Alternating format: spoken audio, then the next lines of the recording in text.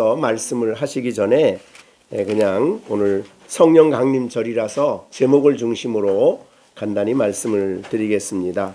자, 2장 1절에 보면 오순절이라는 말이 나오죠. 오순절은 수는 열이니까 50일. 그래서 언제부터냐 하면 예수님이 부활하신 그날부터 따져서 50일입니다. 그래서 예수님 부활하신 이 안식일이 아니고 오늘날 말하는 주일 아침이죠. 그 다음에 오순절은 오순절. 그래서 그날도 주일입니다. 오순절도. 그래서 초실절, 예수님이 부활하신 날은 구약의 초실절이라고 그러죠. 초실절은 보리로 소제를 드리고, 이 오순절에는 오순이니까 그때는 밀 추수가 다 끝났어요. 그래서 밀로 하나님께 소제를 드리는 그런 날이 되겠어요. 그런데 이 오순절에 이제 오순절을 지키기 위해서 각 지역에서 많은 사람들이 왔는데, 그때 성령이 오순절에 기도하는 120명이 모여 있는 자리에 성령이 오셨다. 그래서 이것을 예수님이 성육신 하시고, 그 다음에 십자가에 죽으시고, 그 다음에 부활하시고, 그 다음에 승천하시고, 지금 어디 계시나요? 하늘에 계셔요. 근데 하늘에 승천하신 그분이 가셔서 하신 여러 가지가 있지만, 교회를 위해서 약속하신 성령을 아버지께 구해서 보내주신 날이 오순절이에요. 그래서 예수님이 부활하셔서 하나님 우편에서 교회를 위해 기도해서 보내주신 이 오순절 사건은 구속사적으로 볼 때는 단회적이라 그래요. 단회적. 왜냐하면 120명에게는 단회적이에요. 그래서 이 사람, 우리가 요한복음 14장에 영원토록 너희와 함께 있으리라 그럴 때 그 영원토록은 성령을 받은 사도들과 그때 모였던 사람들, 영원토록 있죠. 성령이 오셔서 계속 역사하시고, 그리고 사역을 마치고 그 다음에 하늘나라로 가셨을 때는 성령 떠났나요? 같이 있나요? 같이 계십니다. 그래서 그런 의미에서 볼 때는 단회성이라고 그래요. 근데 단회적이지만은 성령의 오심은 계속되는 거예요. 이것이 이제 우리가 요한복음 14, 15, 16장에 설교할 때 많이 말씀을 드린 내용입니다. 자, 15장 26절에 보면 내가 아버지께로부터 너에게 보낼 보혜사라 그랬어요. 보혜사. 오순절에 오신 성령은 다른 이름으로는 보혜사입니다. 그래서 곧 아버지께로부터 나오시는 진리의 성령이 오실 때 그가 나를 증언하신다. 그것이 바로 성령이 오신 결과 오순절 이후에 예수님의 제자들이 또 120명이 하나님의 복음을 전하는 그런 사건이 있었어요. 근데 여기에 보면 아버지께로부터 나오신다는 말이 있어요. 굉장히 중요한 단어입니다. 미완료형이고 현재 진행형이에요. 그러니까 성령은 그때 한 번만 오고 안 오는 게 아니라 계속 교회가 있는 동안에는 계속 오시는 거예요. 자, 그거를 우리에게 보여준 게, 대표적으로 보여준 게 이제 이방인이 처음으로 성령 받은 이방인이 있어요. 그게 사도행전 10장에 고넬료죠. 고넬료의 가정에 베드로 사도가 그 가정에서 설교를 했습니다. 그래서 10장 44절에 보면 베드로가 이 말을 할 때, 즉 복음을 전할 때에 성령이 말씀 듣는 모든 사람들에게 어떻게 했어요? 내려오셨어요. 내려왔는데 베드로가 그걸 뭐라고 설명했냐면 47절에 보면 베드로가 이르되 이 사람들이 우리와 같이 성령을 받았다. 이때는 보혜사를 얘기하는 겁니다. 거듭날 때 얘기한 게 아니고 오순절에 오셨던 그 성령이 고넬료의 가정에도 동일하게 오셔서 역사하셨다. 그 다음에 이제 이 사람들이 예루살렘에 올라갔을 때 예루살렘 교회 성도들이 비난을 했죠. 어떻게 이방인과 같이 앉아 있느냐? 이 부분을 얘기할 때 베드로가 또다시 이 얘기를 합니다. 11장 15절이에요. 내가 말을 시작할 때, 이 복음 전할 때요, 성령이 그들에게 어떻게 했어요? 그게 임하였는데 그냥 임했다고 안 그랬어요. 뭐라고 그랬어요? 처음 우리에게 하신 것 같이. 여기 처음이 어느 거예요? 오순절입니다. 그러니까 오순절의 사건은 오순절로 끝이 아니에요. 역사적인 사건으로 볼 땐 단회성이지만 그러나 사역적인 면에서 볼 때는 계속 오시는 거예요. 교회 역사에. 그래서 우리나라에도 왔고 1907년에 한국교회도 오셨고 그렇게 오셔서 계속적으로 오셔서 듣는 사람 마음속에 놀라운 역사를 일으키시는 분이 보혜사 성령이에요. 그러니까 오순절 사건은 그래서 역사적으로 단회적이지만 그의 사역적으로 볼 때는 교회 역사에 계속 오시는 거예요. 누가 보내요? 예수님 보내시는 거죠. 어떤 개인이 훌륭한 신앙인이 있어서 성령을 오게 하는 게 아니에요. 예수님이 아버지께 구하여 보내주시는 성령이 보혜사인데, 그럼 보혜사가 하시는 일이 뭐냐? 자, 우리가 사도행전 11장에 이렇게 얘기했어요. 15절, 내가 말을 시작할 때에 그들이 성령이 그들에게 임하기를 처음 우리에게 하신 것과 같이 했다. 그때 베드로가 무슨 생각을 해요? 16절에 내가 주의 말씀에 요한은 물로 세례를 베풀었으나 너희는 성령으로, 이 얘기를 한 거예요. 그러니까 이 신학적으로 단회적인 사건이기 때문에 그때 교회에 왔기 때문에 영원토록 교회에 있다 이렇게 말하는 입장이 하나 있어요. 근데 성경은 그렇게 얘기 안 하고 사실은 알고 보면 오순절 사건은 그때 120명에게는 단회적이에요. 그리고 영원해요. 그러나 교회가 이 땅에 존재하고 복음을 전하는 한 성령이 계속적으로 주님이 보내시는 거죠. 그래서 나오셔요. 그래서 아까 요한복음 14장에 말씀한 대로 15장에 아까 말한 26절이죠. 보혜사 곧 아버지께로부터 나오시는, 이거는 현재 진행형이에요. 진리의 성령이 오실 때 이것도 그가 나를 증언한다. 그리고 너희도 처음부터 나와 함께 있었으므로 증언한다. 그러니까 복음을 전할 때에 보혜사 성령이 오시면 듣는 사람 마음속에 뭐가 어떻게 되겠어요? 예수님 믿게 되는 역사가, 강력하게 믿게 되는 역사가 나타난다. 이렇게 된 겁니다. 이거는 이제 주님이 이 땅에 재림하실 때까지 계속해요. 자, 우리 가운데 보혜사 성령이 오셔서 하시는 일이 뭔가를 이제 우리가 요한복음에서 많이 설명을 했어요. 자, 우리가 간단히 제목만 보겠습니다. 우선 제일 보여주는 게 뭐냐 하면은 요한복음 14장 26절이죠. 보혜사 곧 아버지께서 내 이름으로 보내실 성령 그가 너에게 모든 것을 뭐하고 가르치고, 하나님 말씀은 직접 성령이 가르쳐야 이해가 돼요.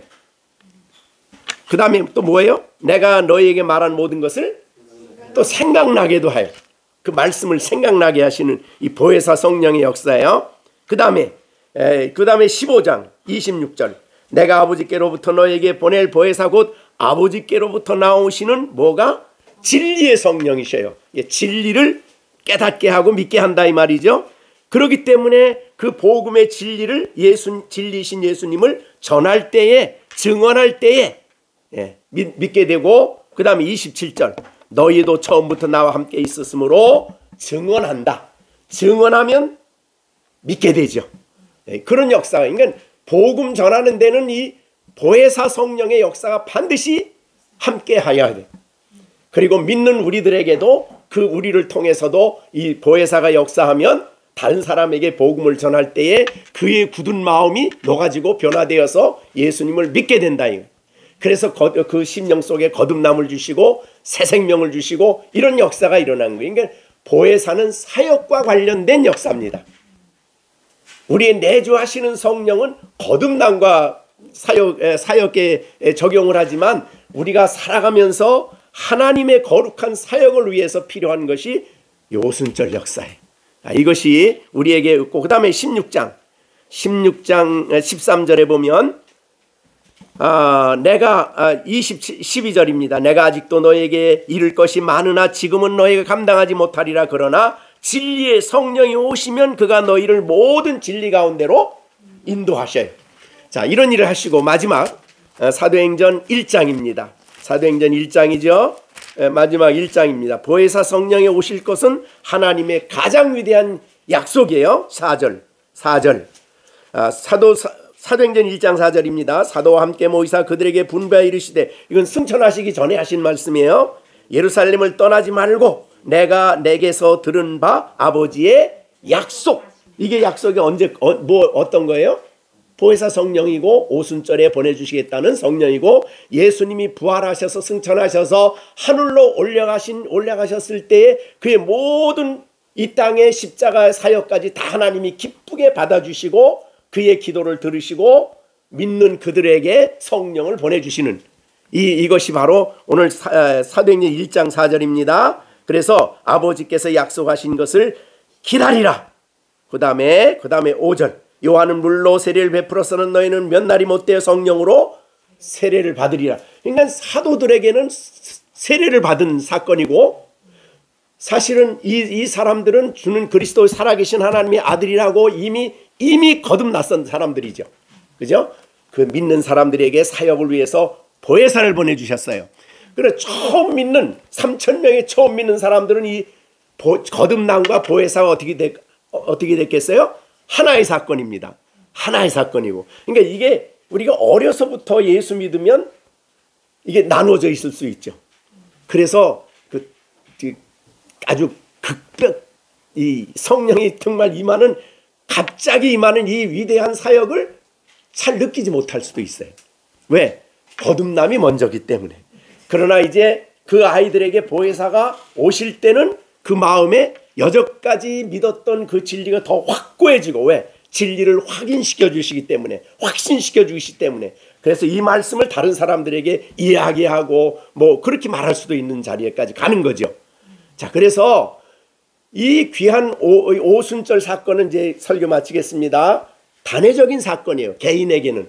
저에게 오순절에 성령이 오셨어요. 그러면 요한복음에 아까 4장에 말한 대로 영원히 안 떠나죠. 함께 계시죠. 내가 어디 갈 때까지? 하늘나라. 그때까지 내 안에 계속적으로 역사하시는데, 그 성령의 강력한 역사를 끊임없이 우리가 구하고 의지해야 돼요. 기도해야 돼요. 그것은 우리가 해야 할 일이에요. 그렇게 돼서 우리가 성령의 오심은 단회적이지만 그 성령의 세례를 받은 사람에게는 성령이 떠나지 않고 계속 계시죠. 역사하셔서. 그런데 교회 역사를 볼 때는 이거는 계속성이 있어요. 계속성이.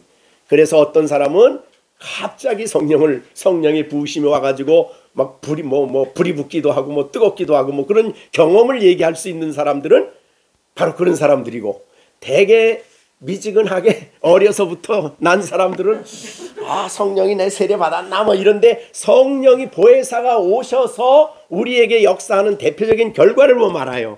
아까 말한 대로 성령이 오시면 진리를 인도하고, 그 다음에 내 안에 예수를 증거해주고, 그러니까 내가 예수 그리스도가 내가 하나님의 자녀된 것을 증거해주고 증언해주는 거예요. 그래서 확실해져요. 그게 아주 뚜렷해지고 확실해져요.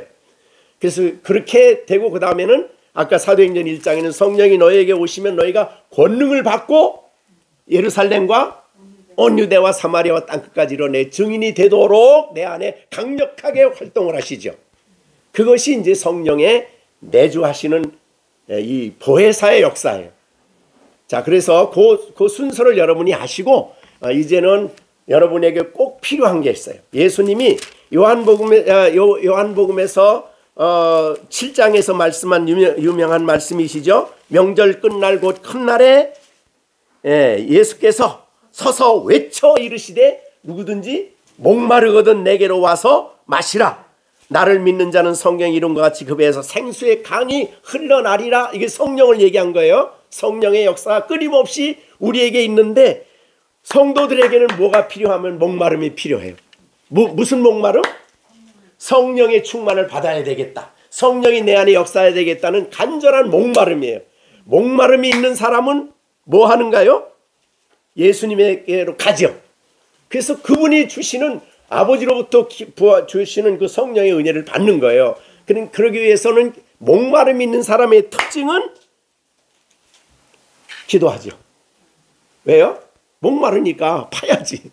자, 그래서 우리가 삼손이 레히라는 곳에 가서 나귀 턱뼈로 1000명의 블레셋 사람을 죽이고 난 다음에 너무 목이 말라서 뭐라 그랬어요? 목이 말라 나는 죽을 지경이다. 죽을 거다. 그러니까 여호와께 간절히 부르짖죠. 그때 하나님께서 우묵한 곳을 터치시고 생수를 마시게 했죠. 자, 여러분, 목마른 사람은 가만히 있을 수가 없어요. 성도들은 성령에 목마른 사람들이야. 그래서 오늘 하루도 여러분들이 살아갈 때 내 힘으로가 아니죠. 그래서 바울 사도가 갈라디아서 5장 16절에 뭐라 그랬죠? 너에게 이르노니 뭐를 따르라고요? 성령을 따라 행하라. 그리하면 육체의 욕심을 이루지 아니하리라. 그러니까 누구도 성령을 따라 행하지 않으면 육체의 욕심을 이길 수가 없습니다. 그러니까 우리는 그랬기 때문에 성도들은 성령의 이 위대하신 성령, 내 안에 임하신 내 안에 계시는 성령이 내 안에 강력하게 감동을 주고 역사하도록 목마름을 가지고 구해야 되는 거예요. 그래서 계속 마셔야 돼요. 그래서 흐르는 이 성령의 충만을 받고 여러분들이 그리스도인답게 살아가지 않으면 안 되는 중요한 이유가 있습니다. 육체의 소욕은 성령을 거스리고 성령의 소욕은 육체를 어떻게 해요? 거스리죠. 거스린다는 말이 대적한다는 뜻이에요. 대적한다. 그러니까 성도들이 성령의 인도와 성령의 충만함을 받지 않으면, 성령의 이끌림을 받지 않으면 육체의 소욕을 이길 수가 없어요.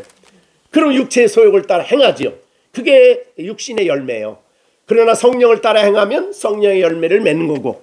자, 그렇게 우리가 됐습니다. 로마서 8장에 우리가 보여주신 대로 정말 육신을 따르는 자는 육신의 일, 영을 따르는 자는 영의 일을, 그렇죠. 성령이 그 안에 있는 사람들은 육신을 따라 살면 안 되는 거예요.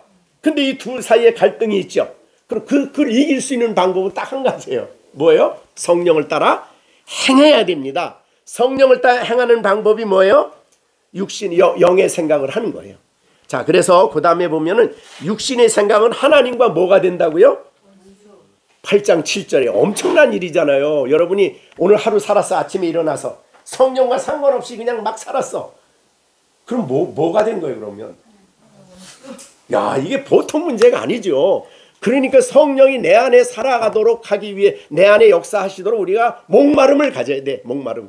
성령에 대한 목마름이 여러분 예수님이 이 땅에 오셔서 보혜사로 우리에게 오실 때는 뭐라고 예수님 말했냐면 또 다른 보혜사라 그랬죠. 그냥 보혜사가 안 그러고. 그럼 또 다른 보혜사가 있었다는 거 아니에요. 누구예요 그게? 이 땅에 제자들과 함께 계셨던 예수님이죠.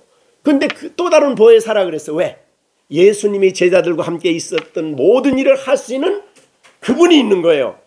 그 보혜사가 오신 거예요. 그 보혜사는 우리 원에 오셔서 예수님이 이 땅에 제자들에게 가르치고 교훈하고 인도하고 역사한 모든 일을 우리 가운데서 행하시는 분이죠. 근데 그분 없이 나 살겠다. 그러면 두 가지예요. 육신의 소욕을 따라 살든지 그것이 성령을 거역하는 일이죠. 또 하나는 하나님과 어떻게 돼요? 원수로 사는 거예요. 그러니까 영적으로 생각할 때는 기가 막힌 일이죠. 여러분들 성령의 목마름을 가지십시오. 예수님은 우편에서 이 기도를 위해서 우리에게 끊임없이 해요. 끊임없이. 그래서 우리가 어떤 사람을 만났을 때 여러분이 복음을 전하려고 할 때도 내 힘으로, 내 열정으로, 내 설득력으로, 그거는 잠시야, 잠시. 육신적인 모양은 어떻게 될지 모르지만 근본적으로는 성령이 내 증거되는 말씀에 성령이 역사하셔서 듣는 사람 마음속에 골로새서 에스겔서 36장 26절에 있는 것처럼 새 영을 주시고 새 마음을 주시고 그래야 그 영혼이 역사가 일어나는 거죠. 그죠? 그러니까 매 순간마다 성령에 대한 목마름을 가지시고 병원에 가지시고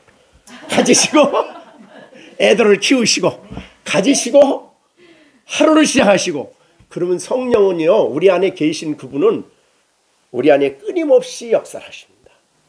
그래서 너희 몸은 너희가 하나님께로부터 받은 바 성령이 거하시는 성전이야. 우리 몸이. 그러니까 성령이 우리 안에서 그런 놀라운 역사를 이루시는 것을 생각하고 이 오순절을 맞이해서 놀라운 사건이에요. 사도들이 엄청난 변화된 삶이 일어났어요. 그 일이 지금도 계속된다. 어떤 사람에게? 이 땅에 살아가는 성령을 모시고 살아가는 우리들에게. 그것을 위해서 우리는 목마른 심령이 되고 하나님 앞에 기도해야 되겠다. 이렇게 말씀을 전하고 우리 선교사님 나오셔서 오늘 성령 강림 주일이라 제가 그냥 했는데 또 시간이 너무 많이 간 것 같네. 자, 목사님 나오셔서 이사야서 40장 3절 같이 읽습니다. 시작.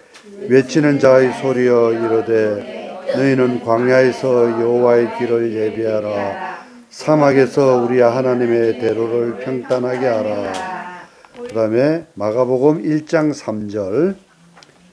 마가복음 1장 3, 마가복음, 마태복음 말고 마가복음 1장 3절.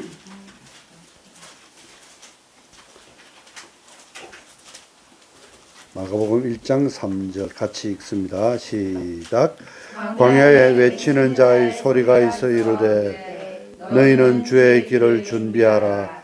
그의 오실 길을 곧게 하라. 기록된 것과 같이. 아멘. 아까 잠깐 말씀드렸지만은 제가 아침에 막 서둘다가 계속 그 금요일 날 이렇게 아버지 이장 문제로 새벽부터 막 땅 파고 그리고 막 운전하고 이렇게 하다 보니까 피곤이 굉장히 누적이 됐어요. 그래서 아침에도 거의 늦잠 잘 뻔하다가 부랴부랴 일어나서 그 아들이 있는 교회 주차장에 있는 차 가지러 갔다가 차를 가지고 오면서 아내에게 전화해서 가방 갖고 내려오라 했는데 그 좁은 한 5평 되려나 그런 좁은 방에 3명이 우리 가방까지 놓고 있으니까 복잡하잖아요. 그래서 또 이제 아들이 자고 있어가지고 불 안 켜고 들고 나온 게 그냥 그래서 원고가 없지만은 우리 꼬마 우리 아가씨가 다 됐어. 지령이 아가씨가 다 됐는데 주님 주신 말씀을 한번 나눠보려고 합니다. 나는 선교사는 모두가 다 선교사가 되어야 된다라고 생각합니다. 그 내가 온천 제일교회 부교육자로 사역을 할 때 중등부 교육자를 하면서 그 아이들에게 선교에 대한 도전을 해가지고 많은 아이들이 선교 헌신을 했거든요. 그 중에 우리 교회 부목사님의 그러니까 수석 부목사님의 아들이 있었어요. 얘가 선교 불이 타가지고 집에 가서 아빠 나 선교사 할게 이랬다가 제가 그 부목사님한테 아주 혼이 났었거든요. 자기 아들 선교사 헌신시켰다고 그렇게 했는데 오늘 선교사들은 외치는 자의 소리가 되어야 된다. 나는 그렇게 생각합니다. 이 외치는 자의 소리가 세례 요한을 일컫는다는 것은 우리가 알고 있어요. 알고 있는데 선교사는 외치는 자의 소리가 되어야 된다. 그러면 누가 선교사가 되어야 되느냐? 우리 모두가 선교사가 되어야 된다. 그런데 세례 요한 같은 삶을 우리 모두가 다 살아갈 수는 없기 때문에 각자 우리 있는 위치에서 선교사적인 삶을 살아가야 되지 않을까 그런 생각을 하는데 지금 몇 학년? 6학년. 1학년이지. 중1이지, 그지? 1학년. 몇 학년? 3학년.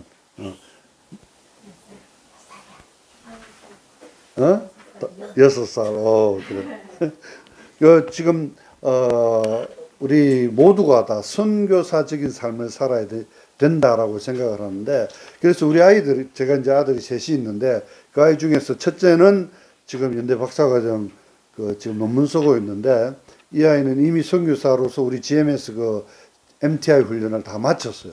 훈련을 마쳤고, 이제 선교사로 나가기 위해서 준비를 하면서, 그런데 그 교회에서, 그 교회 사역자로 붙잡아 놓으려고 막 이렇게 하면서 조금 실험을 하고 있는데, 어쨌든 간에 교수 사역을 하면서 선교를 하기 위해서 준비를 하고 있고, 우리 둘째도 또 우리 막내도 다 선교적인 삶을 살려고 계속해서 선교 현장에서 자라났기 때문에 그곳에서 태어나고 그곳에서 자랐기 때문에 그렇게 계속해서 얘기를 했고 이 아이들도 선교적인 선교사 같은 삶을 선교사로 나가든지 아니면 현장에 있든지 간에 어쨌든지 선교적인 삶을 살기 위해서 애를 썼는데 그 선교적인 삶을 살기 위해서 우리가 해야 되는 일이 뭔가 저는 외치는 자의 소리가 되어야 된다.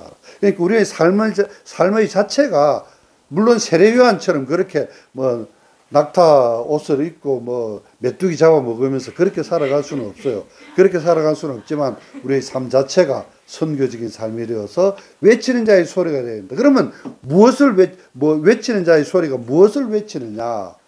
외치는 자의 소리가 무엇을 외치느냐? 주의 오실 길을 예비하는 소리잖아요.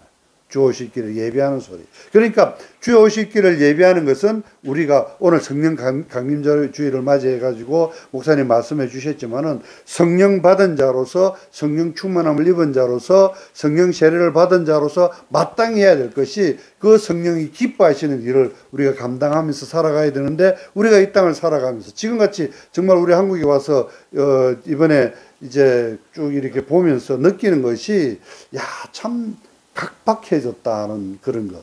모든 게 너무 풍요했거든요. 정말 한국에 오면은 하루라도 좀 더 있다 가고 싶은 그런 생각이 사실은 많이 있어요. 많이 있는데 그래서 아예 돌아가는 티켓을 딱 컨펌 해놓고 그렇게 있지 않으면은 이게 뭐 자꾸 이 뒤로 늦춰지는 그런 그게 있기 때문에 그래서 아예 뭐 18일 날 돌아가는 날짜를 딱 컨펌 해놓고 저희들이 지금 있습니다만은 이런 가운데에서 우리 믿는 자들이 오늘 제가 이제 파송교회 고통산교회에서 예배를 드리면서 교회 광고를 하는데 주보에 이번 토요일 날 주일학교를 살려야 된다는 그래서 고통산교회가 주일학교 사역에 아주 특화된 교회이기 때문에 주일학교 아이들이 자라나서 그들이 어른이 되고 그들이 교회 멤버가 되면서 교회가 그렇게 성장한 교회거든요. 그래서 주일학교 사역에 대한 그 세미나를 하는 걸 보았는데 그래서 우리 아이들이 어떻게 하면 살아날 수 있을까? 많은 교회들이 주일학교가 없어요.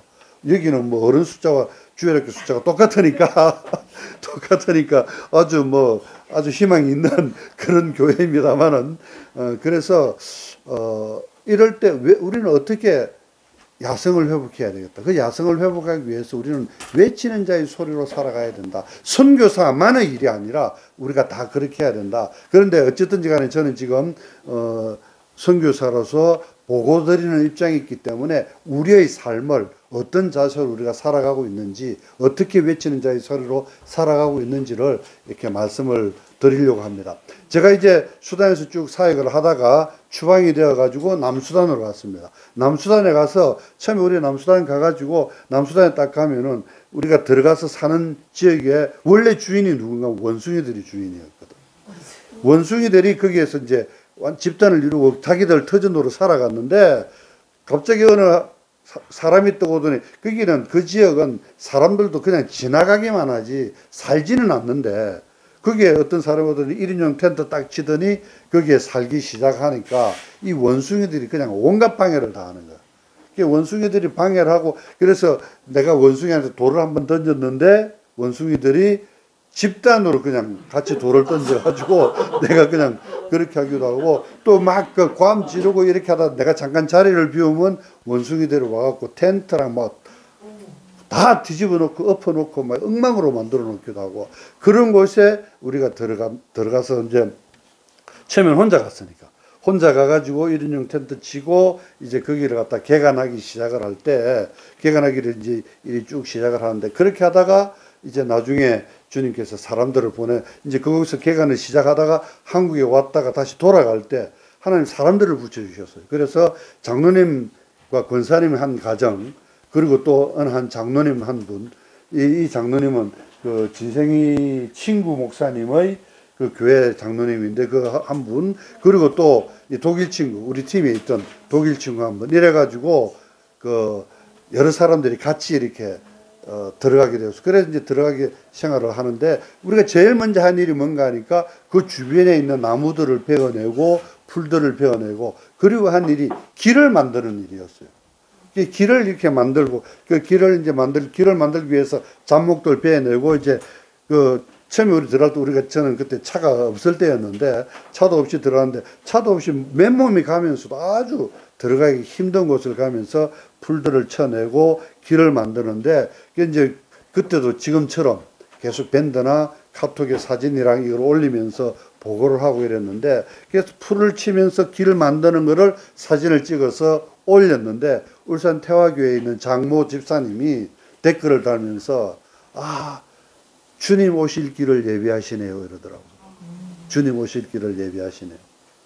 저는 거기서 뭐 어쨌든 살아남아야 되니까. 선교사의 일은 거창하게 생각할 것 없이 현장에서 살아남는 거거든요. 그냥 현장에서 그들과 같이 살아가는 거거든요. 그들과 같이 살아가면서 아까 저 아내가 얘기했다시피 좀 더 다른 모습, 좀 더 예수 믿는 자로서 모범되어진 그런 모습으로 살아가는 것이라고 생각을 하는데, 저는 거기서 살기 위해서 살아야 되니까 풀치고 길을 냈는데, 그 집사람의 눈에는 뭐라고 선교사를 보면서 아, 주님의 길을 예비하고 계시네요 이러더라고요. 그때 제가 충격을 받았어요.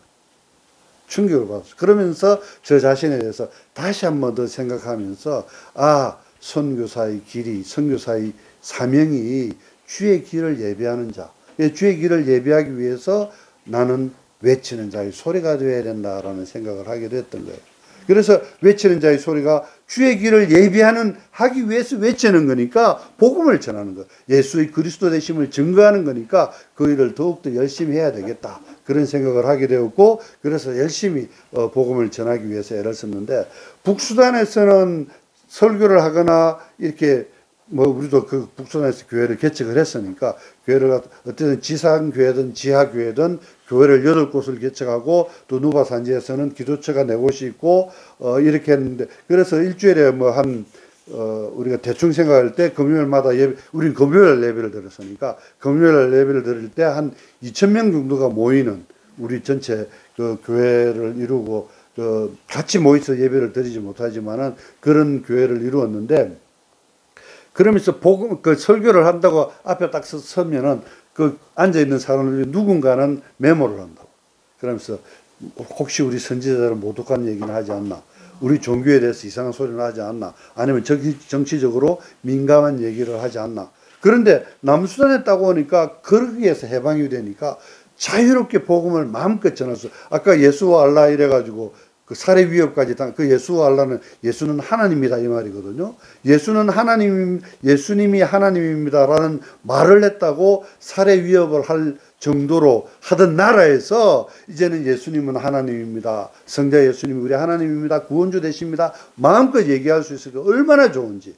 그래서 열심히 복음을 전했고, 그렇게 복음을 전하다 보니까 그 숲속에서 처음에 원숭이들이 그렇게 방해를 하다가 원숭이 나중에 다 도망을 갔는데, 왜 도망을 갔는가 하니까 내가 아무래도 도망가지 않고 오히려 괴롭히던 그들이 소 2마리를 사서 딱 키우니까 소들이 이제 우리 지역에서 불 뜯어 먹고, 또 소들이 내는 소리가 있잖아요. 푹푹 하는 소리가 있는데 그 소리를 원숭이들이 겁을 내는 것 같아요. 그러니까 원숭이들이 어느 날 보니까 아무도 없어요. 근데 소 키우는 건 좋은데 이 소들이 또 자기들도 야생 비슷하게 소우리가 있는 것도 아니고, 나도 그냥 아무것도 없는 가운데 그냥 1인용 텐트 조그마한 거 치고 있었으니까. 근데 자다 보면 밤에 혼자서 그 깊은 숲속에 자면은 막 별 소리가 다 들리거든요. 이상한 바람 소리도 이상한 소리도 들리고 그러는데, 이거 자는데 바깥에서 누가 코를 고는 거야. 깊은 숲속에서 혼자 1인용 작은 텐트 치고 자는데 바깥에서 누가 코를 골아봐. 기분 좋겠어? 동무인데 싶겠어? 오싹하잖아. 그래가지고 항상 천막 안에 판가가 뭔가 하면 정글도, 많은 정글도 하나 갖고 있는데 들고 사가만히 나가보니까 소 2마리가 적어도 무서워가지고 내 옆에 와서 거기서 자면서 얘들이 코를 고는 거야. 그런 곳에서 있는데 살아가기 위해서 애를 쓰는데, 그 집사람의 눈에는 이 선교사가 하는 일이 주님의 길을, 오실 길을 예비하고 있는 자로 보여진다. 그래서 정말 나는 참 주의 길을 예비하는 자로서 살아야 되겠다라는 그런 생각을 다시 한 번 더 하게 되었었습니다. 그런데 오늘 말씀에 보니까 외치는 자의 소리가 이르되 너희는 광야에서 또 사막에서 주의 길을 예비하고 하나님의 길을 평탄하게 하라 이랬거든요. 광야에서 사막에서 외치되, 광야에서 외치라는 거예요. 외치되 주의 길을 예비하되 사막에서 예비하라는 거예요. 그럼 광야는 어떤 곳입니까? 사막은 어떤 곳? 사람이 살지 않는 곳이에요. 사람이 없는 곳인데 거기에 가서 외치라는 거예요. 그러면 이걸 갖다가 아무도 살지 않는 곳에 가서 그냥 크게 외치라는 소리로 우리가 이해를 하기보다는, 누구도 쉽게 가지 않는 곳, 누구도 가서 그 복음의 진리의 말씀을 갖다가 선포하지 않는 곳이라고 할지라도 그곳에 가서 외치라는 말씀으로 저는 받아들이거든요. 그래서 저희들은 선교를 시작하고 나서 계속해서 우리가 사역주로 주님으로부터 선택받아진 곳이 이런 곳이 아니었는가. 수단에 있는 22년 동안은 광야였고 사막이었어요. 그건 뭐 우리가 있는 곳은 다 사막이었으니까 풀 한 폭이 나지 않는. 그런데 주님께서 은혜를 주셔서 열심히 노력을 해서 우리가 있는 곳마다 다 푸른 숲으로 만드는 일을 계속해서 했었거든요. 그렇게 했는데 이제 남수단에 따고 오니까 온 천지가 푸르러. 우리가 그 처음 개척 시작한 곳이 숲속이었으니까요. 원숭이들이 많아서 그렇지. 숲속이, 그러니까 거기에는 온갖 사막들, 특히 그 사람들이 경고하기를 코끼리가 나타나면은 절대 그거 하지 말고 숨으라고 얘기를 하더라고요. 코끼리는 이게 굉장히 그냥 동물원에서만 보니까 온순한 것 같지만 굉장히 와일드하거든요. 그러니까 그냥 뭐 웬만한 차도 그냥 들어받아갖고 넘어뜨려버리고 밟아버리고 특히 새끼가 있을 때는. 그런데 한 번은 그 여행하다가 코끼리 가족이 있는데 아내가 차 세우라는 거. 왜 이러니까 가서 사진 찍으려고 그러더라고요. 그거는 자살행위나 마찬가지거든요. 특히 새끼가 있는데 가까이 갔다가는 그냥 뭐 큰일 나죠. 우리는 그런 데 산다고. 원숭이도 있고 코끼리도 있고. 그런데 기린은 가까이 가도 괜찮더라고요. 네, 사진 찍었지. 그런데 광야에서 사막에서 주의 길을 예비해라 그러는, 지금 우리가 있는 곳은 이제는 숲속이야. 숲속인데, 그런데 이 말씀을 다시 한번 생각해 보니까 여기가 광야이구나, 여기가 사막이구나. 사람들이 즐겨가지 않는 곳, 사람들이 즐겨하지 않는 그것을 갖다가 우리가 해야 된다. 그래서 거기에서 열심히 복음을 전하고 이렇게 하는데, 나중에 그 지역이 원숭이들이 다 떠나가고 그 지역을 사람들이, 현지인들은 우리가 있는, 우리 교회와 센터가 있는 그곳을 갖다가 시티라고 불렀다고. 왜냐하면은 밤에도 거기는 불이 환하거든. 남수단은 아직도 전기가 있는 곳이 굉장히 제한적이에요. 그 대통령궁이나 공항이나 일부 병원, 그것도 12시 되면 거의 정전되는 그런 그건데, 우리는 밤만 되면 우리 지역은 환하게 불이 밝혀져 있으니까. 그리고 이제 교회 세워지고, 그 다음에 옷룸이라서 이제 초가집 있죠. 동그란 초가집, 아프리카 초가집, 그걸 갖다가 5동 짓고 막 이렇게 하다 보니까 사람들이 불 있고 그렇게 되니까 시티라고 부르는 그런 곳으로 바뀌게 되었는데, 그곳에서 아무도 없는 그곳을 제일 가까운 민가가 7km 떨어져 있었어요. 그런데 교수님이 그런 곳에서 어쨌든 땅을 받아가지고, 제가 남수단에 받은 땅이 여의도 얼마나 큰지 알지? 가봤어? 여의도 40개. 여의도 40배나 되는 땅을 제가 받았거든요. 땅 부자입니다, 제가 이래봬도. 그런 땅을 받아가지고, 그 중에서 제일 이제 만만하게 여겨지는 곳에서 1.2km 바이 1.2km 땅을 먼저 개간을 시작했던 거거든요. 그 개간을 시작했는데, 근데 그곳이 제일 가까운 집이 7km 떨어져 있는 곳이 깊은 숲속이란 말입니다. 그리고 우리 뒤에 조그마한 산이 있는데, 그 산에 하얗게 된 바위가 있는데, 그곳을 이 사람들은 그 바위는 절대 올라가지 말라. 왜냐하니까 그곳에는 자기들은 그러니까 영들이 머무는 곳이다 이러는데, 제가 볼 때는 악령의 집회 장소 같아. 그래서 내가 거기 올라와서 막 부르면서 기도하고 그랬었는데 절대 올라가지 말라고 그러는. 그리고 제가 거기 있으면 아침이 되면은 우리 이제 저 일을 돕는 사람들이 오는데, 올 때 살금 온다고. 혹시 살았나? 죽었으면 시체 메고 나가려고. 그렇게 와서, 나는 근데 아침이 되면 추워가지고 햇빛인데 햇빛 쬐고 앉아 있거든요. 아프리카 춥다는 게 이해가 안 되겠지만은 너무너무 추워서 고생했어요. 밤에 잘 때마다. 왜냐하면 추위에 대한 준비는 전혀 안 하고 갔다가 뭐 입을 담요 같은 거 덮을 하나도 준비 안 하고 갔다가 밤에 잠을 자지 못할 정도로 추워 고생을 했거든요. 그러고 있다가 왔나 하고 인사했다가 깜짝 놀라고 이러는 곳이었는데, 그것이 나중에 그래 바뀌게 됐거든요. 그래서 광야에서 외치라, 사막에서 외치라, 주의 길을 예비하라고 하는 말씀이, 남들이 잘 하지 않는 것, 남들이 가기 싫어하는 곳, 남들이 정말 꺼려하는 그곳에서라도 우리는 주의 길을 예비하는 자가 되어야 된다. 그렇게 생각을 하는 거예요. 그래서 우리는 학교에서 친구들이 교회 나간다 그러면 어떤 애들은 괜히 시비 걸고 막 그렇게 할 수 있다고. 그지? 그렇게 할 수 있는데, 그들을 향해서 그들이 싫어할 수 있다고 할지라도 그들에게 예수는 나의 구원주 되신다는 것을 감히 당당하게 정확하게 얘기할 수 있는 우리가 돼야 되겠다. 그런 얘기를 하는 거예요.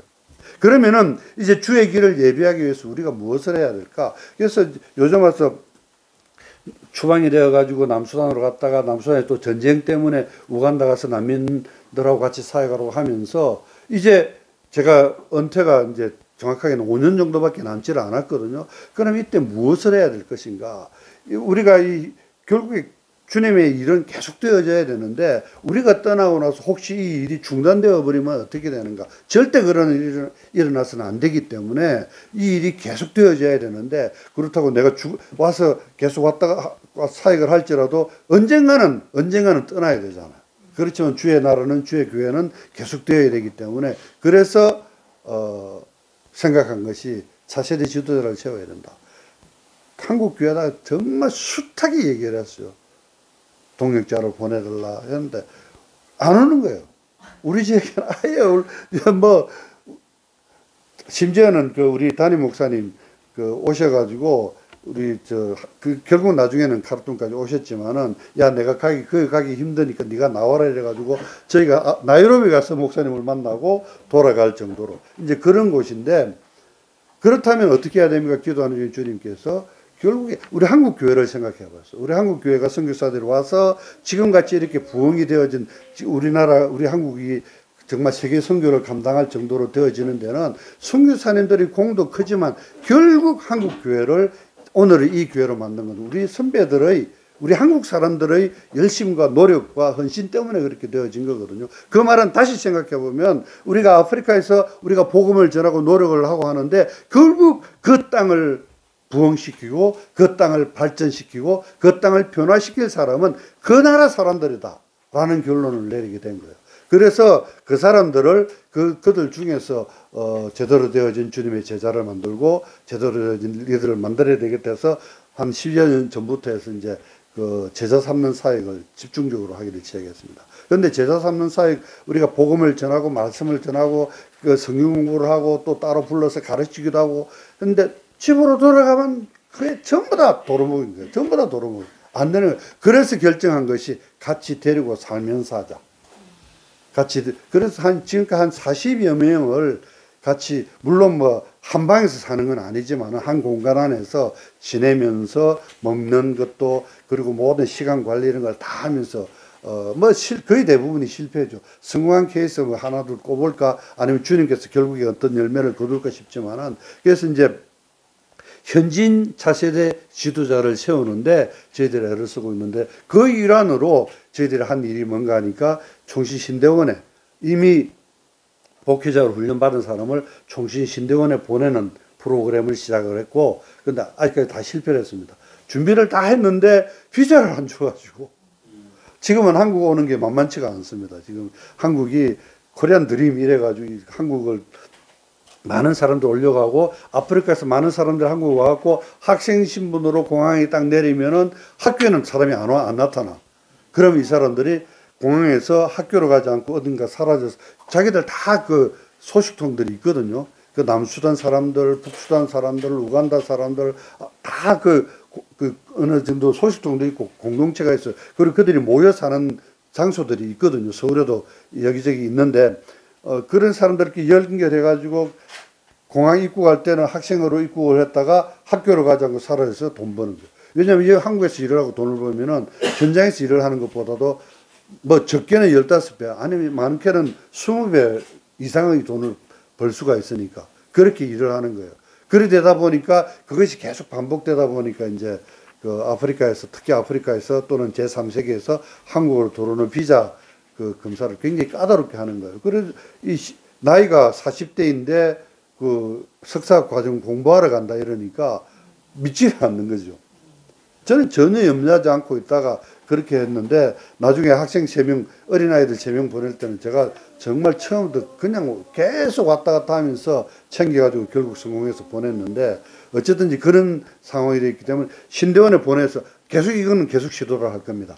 계속 시도를 여러분들 기도해 주시길 바라고 두 번째는 그 현장의 아이들을 한국에 보내서 고등학교 과정부터 공부를 시켜가지고 한국 교회의 영성으로 무장시켜서 다시 재파송하는 거. 그거 지금 진행하고 있고 그 다음에 하나는 우리가 현장에서 하는 거. 전장에서 애들을 데리고 살면서 같이 살면서 우리 내 아이가 다 중간에 글자는 시자다 그죠?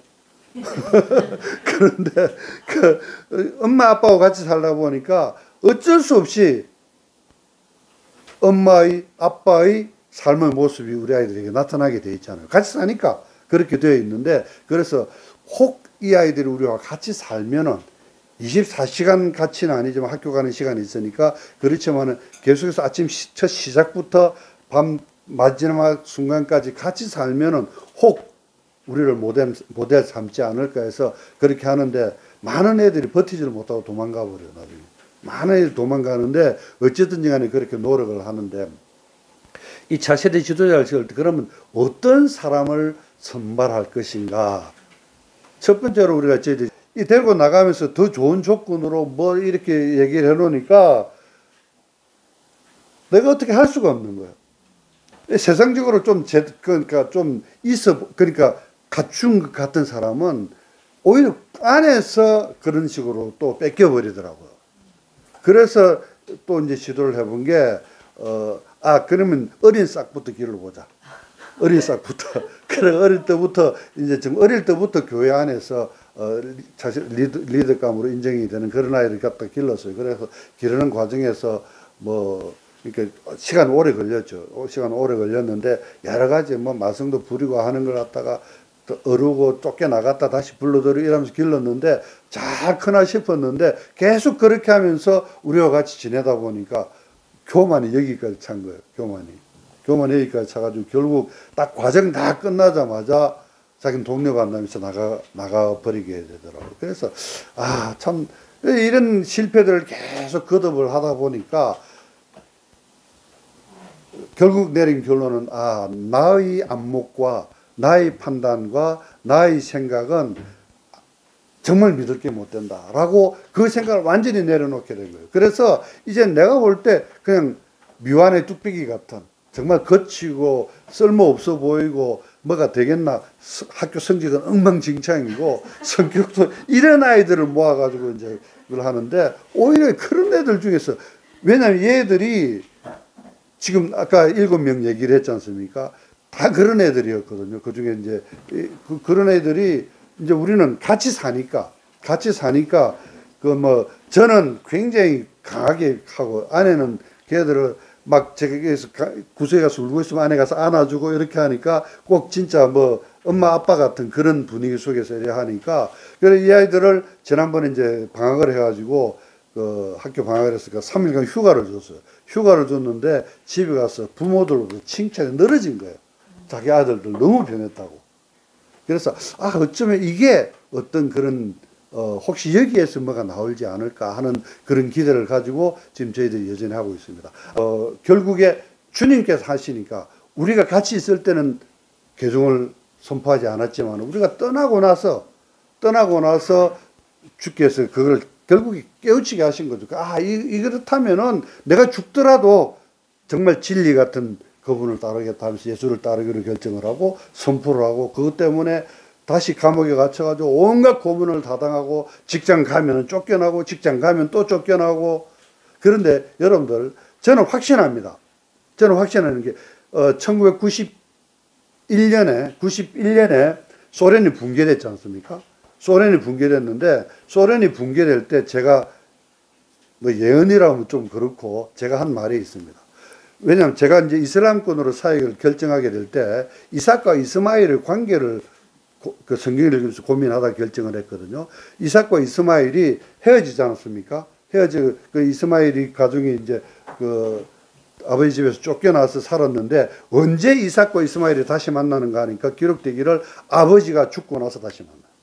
아버지 아브라함이 죽었을 때 그 장례를 위해서 이삭과 이스마엘이 다시 만나서 같이 장례를 드리거든요. 그래서 주님의 때가 되면은 이스마엘의 후예라고 우리가 생각하는 그 모슬렘 이슬람을 따르는 그들과 그리고 그 아브라함의 후예라고 물론 우리가 아브라함과 이삭의 이 후예를 지금 우리가 그 후예라고 정통성을 가지고 이렇게 얘기한다면은 그 아브라함과 이스마엘 계통의 후예라고 하는 이슬람이 때가 되면, 주님의 때가 되면 기독교와 같이 언젠가 주님을 같이 찬양할 날이 올 수가 있다라고 저는 생각을 합니다. 그러니까 소련이 무너질 때 아무도 그렇게 무너질 거라 예측을 못했었어요. 그런데 어느 날 하루아침에 그냥 와락 무너졌었거든요.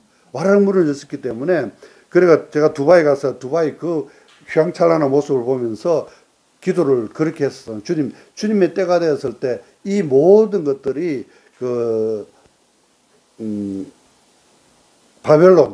바벨론과 같이 그렇게 바벨탑과 같이 그렇게 무너지게 해달라고 그렇게 기도를 했는데, 그래서 그런 날이 반드시 오게 될 거라고 생각합니다. 그래서 이삭과 이스마엘이 같이 하나 모여서 아버지 아브라함의 장례를 치렀듯이 지금 주님을 믿는 우리 기독교인과 그리고 이슬람을 믿는 그들 그 회교 세력이 언젠가 때가 되면 같이 이슬람 세력 안에 드러나지 않은, 오픈하지 않은, 공개하지 않은, 뭐라 그러죠? 커밍아웃 하지 않은 숨겨진 기독교인이 이슬람 사이에 굉장히 많습니다. 그래서 언젠가 때가 되었을 때 그런 사람들 다 뭐 커밍아웃이라는 표현이 별로 마음에 들지는 않지만은 언젠가 때가 되면은 주님 앞에, 예, 주님, 내가 주님을 믿습니다. 내가 주님을 따릅니다. 라고 하는 날이, 그래서 우리 선교사들 하는 일이 그 날이 올 때까지 현장을 지키면서 주여 그 날을 빨리 오게 해 주십시오 하고 애를 쓰고 노력하는 사람들. 그래서 지금 우리가 현장에 있는 그들을 갖다 키우기 위해서 애를 많이 쓰고 있는데, 여러분들도 물론 우리 소식을 계속해서 보시니까 아시지 않습니까? 아시는데 정말 많은 실패들이 거듭되고 있지만은 그 실패가 내가 볼 때는 실패일지라도 주님께서 보실 때는 훗날 또 혹시 그들 중에서 어떤 열매를 거둘 수 있지 않을까. 어쩌면 저희들이 은퇴해서 그 현장을, 저는 은퇴하고 나서도 할 수만 있다면 그 현장을 계속 섬기고 싶은 마음이 있습니다만은, 어쨌든지 간에 은퇴할 때까지도 눈에 보이는 어떤 명확한 우리 후계자라고 얘기할 수 있는 사람이 세워지지 않을 수도 있어요. 그렇지만은 제가 확신하는 것은 주님께서 하실 것이다. 성령께서 반드시 우리 지금 이렇게 힘들게 만들어 놓은 주님의 교회들과 모든 사역들이 무너지게 하지 않으실 거다. 그런 생각을 가지고 일단 오늘 우리가 할 수 있는 일, 그들에게 같이 씨를 뿌리는 그 일을 해 나가고 있습니다. 정말 광야와 같은 곳이지만은, 숲이지만은 광야와 같이 외국인들 오지도 않는 곳, 다른 사람들 오지도 않는 그곳에서 그들과 같이 씨름을 하다 보면은 혹 주님께서 그들 중에 누군가를, 제 기도가 그거예요. 평생을 제가 기도하는 것이 그건데, 그들 중에서 누군가를 들어서 우리가 하지 못한 이 일, 이 나라를, 이 땅을 온전히 주의 나라를 만드는데 큰 일꾼으로 쓰임받을 그런 인재가 나오지 않을까, 그런 기도를 하면서 그렇게 계속해서 현장을 섬기고 있고, 우리 내 아이들 이들 중에서 정말 이 마지막 때에 주의 나라의 확장을 위해서, 크게 주의 영광을 위해서 쓰임받는 그런 아이들이 나올 수 있게 되기를 축복합니다. 잠깐 기도하겠습니다. 참 좋으신 아버지 하나님 감사합니다.